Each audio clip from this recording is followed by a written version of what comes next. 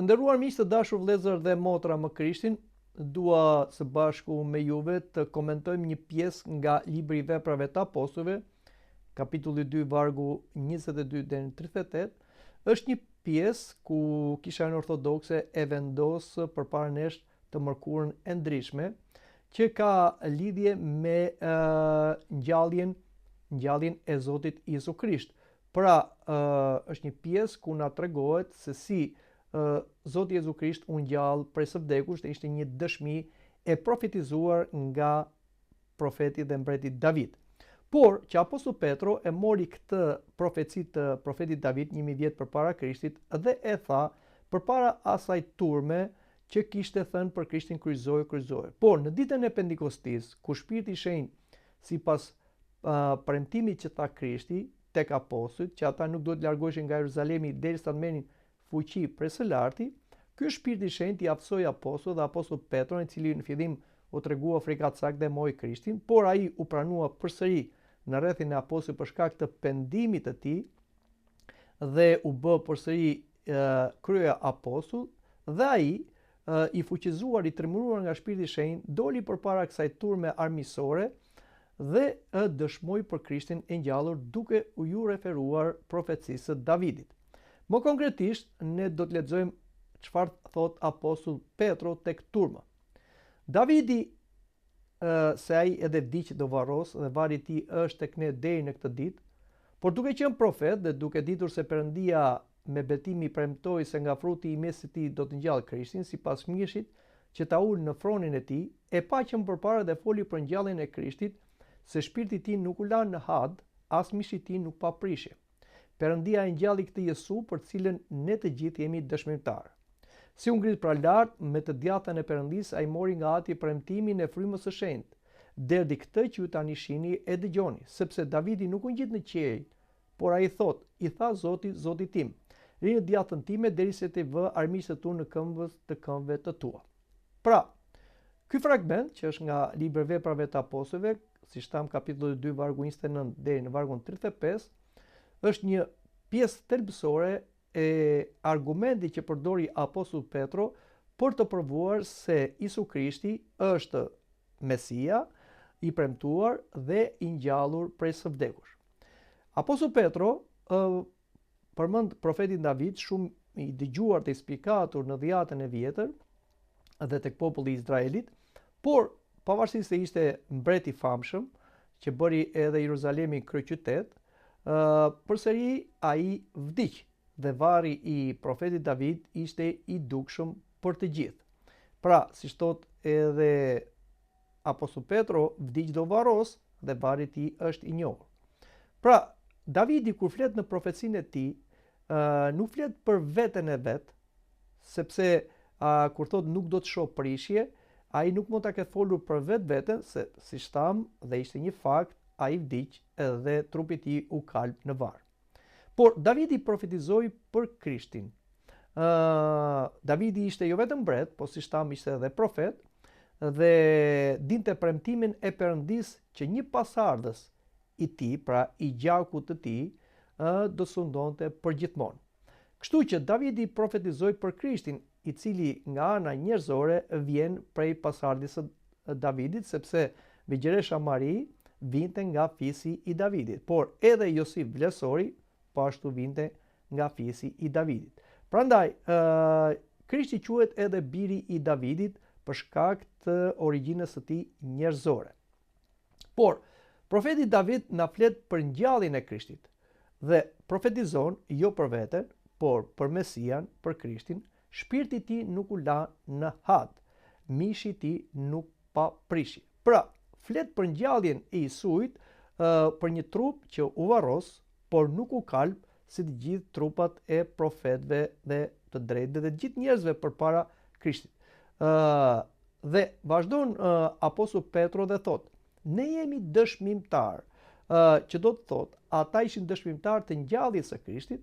Vetë apostulli Petro, edhe pse mohoi Krishtin, prap ai e pa Krishtin e ngjallur, që ju shfaq në mënyrë të veçantë apostulli Petros, të gjithë apostujve që kishin mbetur përveç Judës, i cili vdiq dhe shkoi në botën e vdekjes, por e pan edhe dishepujt, rreth 500 dishepuj e pan Krishtin e ngjallur, i cili i bekoi dhe pastaj në sytë e tyre u ngjit në qiejt. Jesui u ngjit në qiejt dhe u ngrit në djathtë të Perëndis për të lutur përpara Atit për të dërguar tek apostujt Shpirtin e Shenjtë. Dhe ai qëndroi në të djathtën e Perëndisë që simbolizon pushtet, nder, sundim.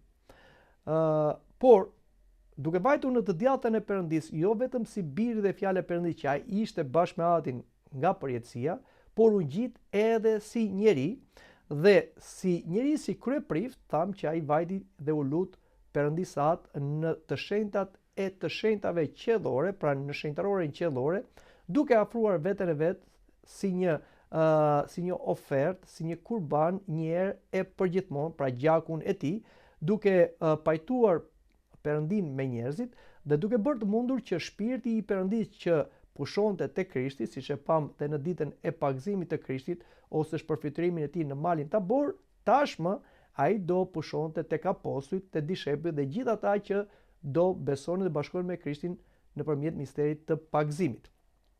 Prandaj apostulli Petro flet për dhuratën e Shpirtit të Shenjtë që ndodhi dhe erdhi me fuqi në ditën e Pentikostit.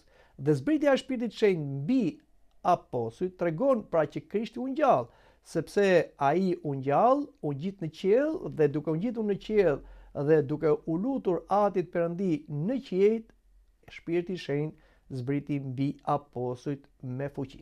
Po ashtu, apostulli Petro vazhdon edhe citon profetin David kur thot: "Ri në të djathtën time derisa t'i vë armiqtë tu në këmbë të këmbëve të tua." Pra, Zoti flet, por jo për Davidin, po flet për Krishtin. Zoti i tha Zoti tim. Pra, tregon që Mesia, Krishti, është më i madh se Davidi, sepse Davidi e quan Zotin e tij. Kështu që me anë të kësaj profecie që u realizua në ngjalljen e Krishtit,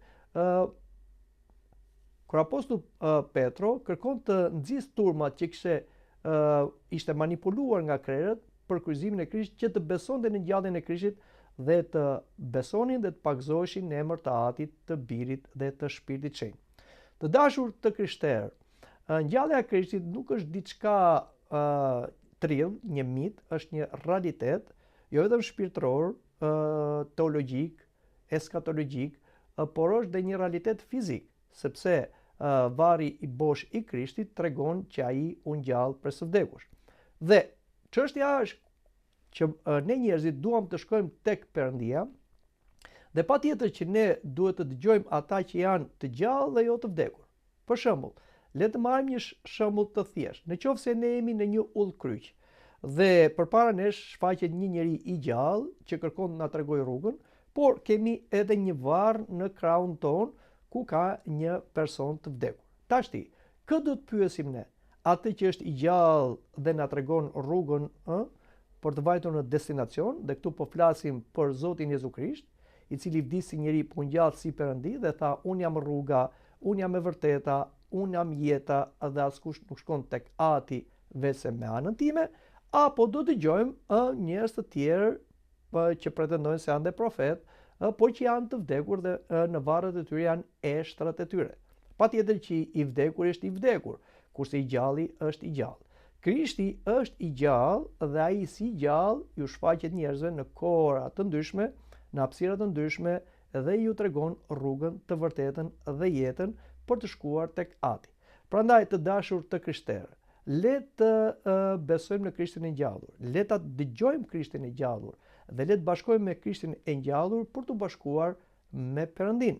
Dhe mos të dëgjojmë thjesht njerëz të cilët edhe pse kanë thënë fjalë të mëdha, por prap ata janë të vdekur dhe varret e tyre, meshtrat e tyre tregojnë se ata janë të vdekur dhe ata nuk janë as rruga, nuk janë as e vërteta, nuk janë as jeta dhe nuk na bashkojnë me Atin Perëndi.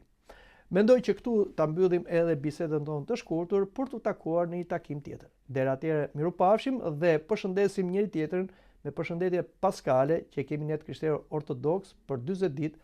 Krishti u ngjall, vërtet u ngjall.